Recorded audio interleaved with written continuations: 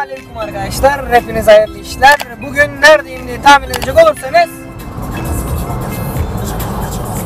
Fatsa. Ordu Fatsa'dayız. Kardeşimiz tabi ordunun adını ağzına almıyor. Fatsa kendine özel bir insan yani. Tabii ama FAD'nin başlayan tek şey yani il ilçe mi öyle bir şey olmasın. Vay, il mi ilçe mi? ilçe. o kadar kabul etmiş kardeşimiz. Fatsa'nın bir özel bir il olduğunu arkadaşlar. Zamanında Fatsa yani kendini ülke olarak görmüş bir yer yani.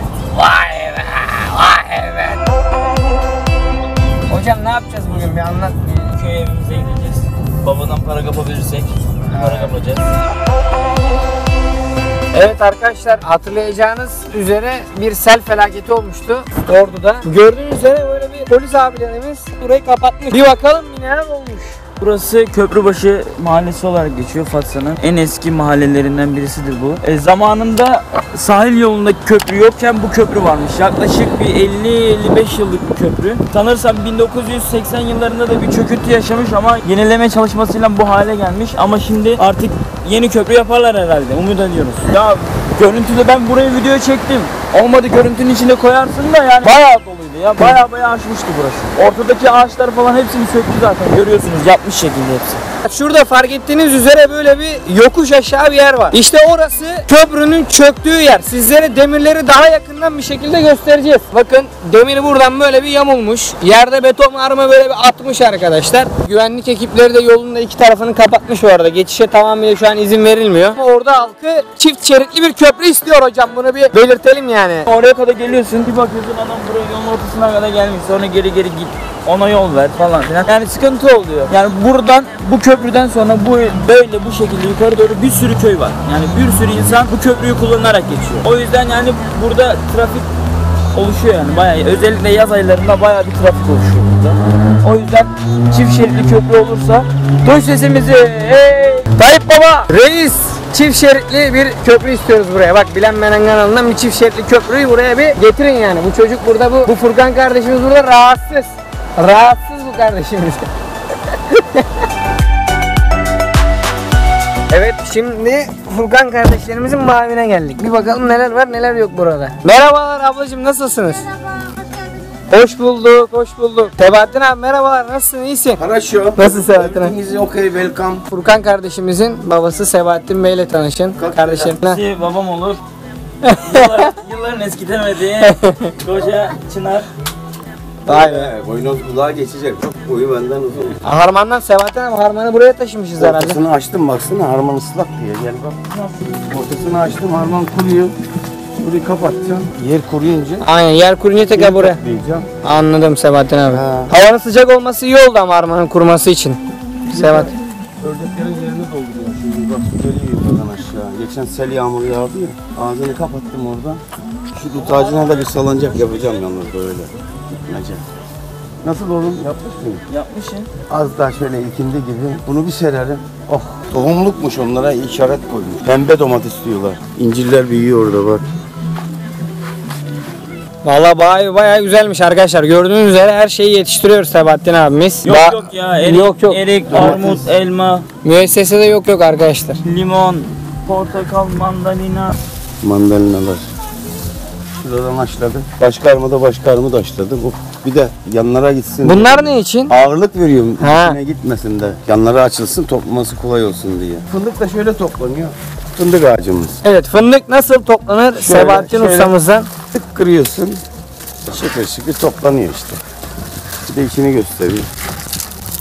Bir daha içini göstereyim. Oh, ne kadar dolgun görünüyor. Valla ne kadar dolgun. Al ye.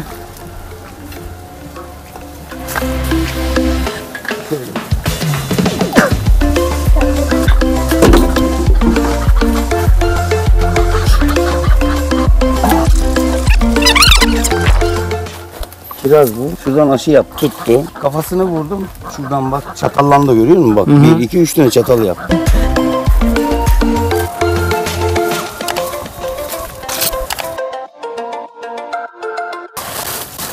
Şöyle gösterelim. Organik. Organik. Her şey organik arkadaşlar. Ordu Fatsa bölgesinde Sebahattin abimizi iyi tanıyın. Burası da salatalık yerli ama bu Anadolu'nun, Anatolia'nın 1000 yıllık tohumu diyeyim öyle. Şu bostanın boyu yarım metre oluyor biliyor musun? Şunun güzelliğine bak. Badem belli. Ben şimdi turşu yaptıracağım bunda. Hanım bir güzel kışlık faaliyetlerini yapıyoruz şu anda. Turşu kurmuş buraya bana bak. Acı biberden. Bak kaç çeşit biber var burada. Acı, Charleston, salçalı. Üzümü de böyle şey yaptım buraya, çardak. Görüyorsunuz arkadaşlar, organik olmayan bir şey yok. Şurada mangalımız var. Arasına koyup yelleme yapıyor. Şaşlık. Torunlarım için, torunlarım. Vay be. Bizden geçti. Bunlar sonradan anlar da en azından dedem dikti yetiştirdi. Doğru, derler. Doğru. Bunu da diyorsun emekli zaten. olup gelince ben Dayımıza bak. Çoğaldı. boş zamanımı, hobilerimi değerlendirmek için hobi olarak yapıyorum yani. Ticaret için değil. Ne yaptın geç? Beğendin mi buraları nasıl buralar? Abla buralar çok güzel, çok beğendim. Alabildiğine yeşillik. Şimdi şöyle yapalım. Allah Şuradan sen al. sağ olasın. Evet arkadaşlar görüyorsunuz. Ucundan ben alayım. Közde mısır. Öbürünü ver bana. Közde mısır. Arkadaşlar canınız Ayıp oluyor çekiyorsa, milletin gözünün önünde yemek ya. canınız çekiyorsa buyurun. Sebahattin abi sizi başınızın üzerine alır. Beklerim ya.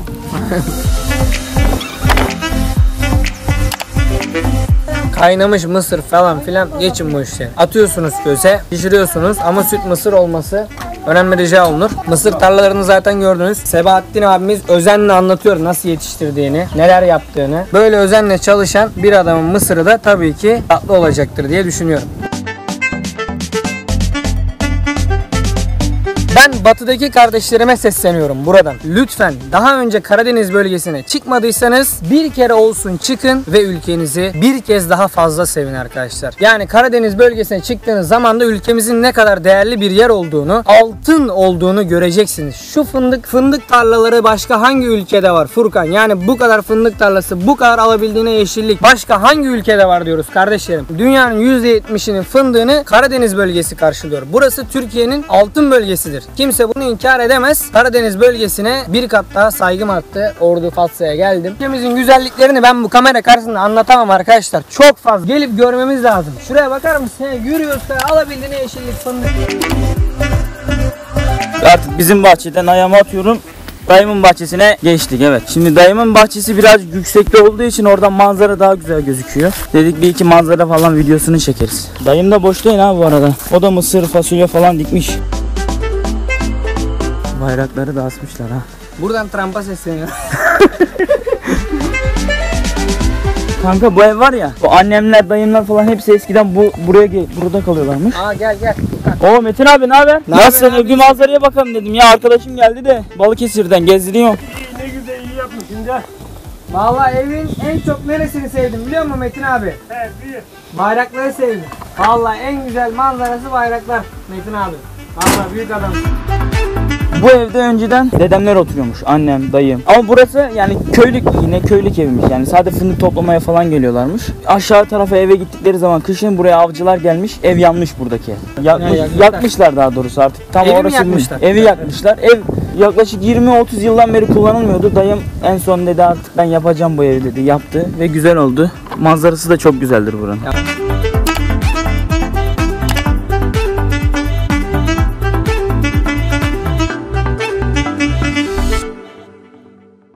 Buradan o sarı civcive sesleniyorum. Sarı tıram sana diyorum. Bak eğer o dolar 2 lira ve altını düşmezse halin nicedir, bak ona göre. Ben onu şimdiden söyleyeyim sana.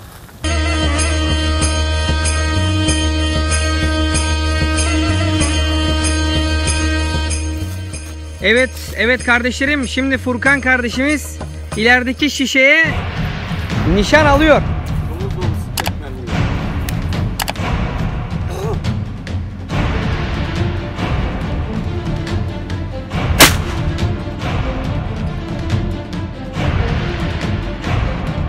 Bu işler bizim için çocuk oyuncağı. Trump'a sesleniyorum kardeşim, bak halin nice. Hayatımda ilk defa bir tüfek atacağım şimdi. Efsane bir şey lan. Bak Vay anasını be. kokla. Çok efsane. Allah Allah. Arkadaşlar inanılmaz bir duygu. Hayatımda ilk defa Ordu Fatsa bölgesinde bir tüfek attım.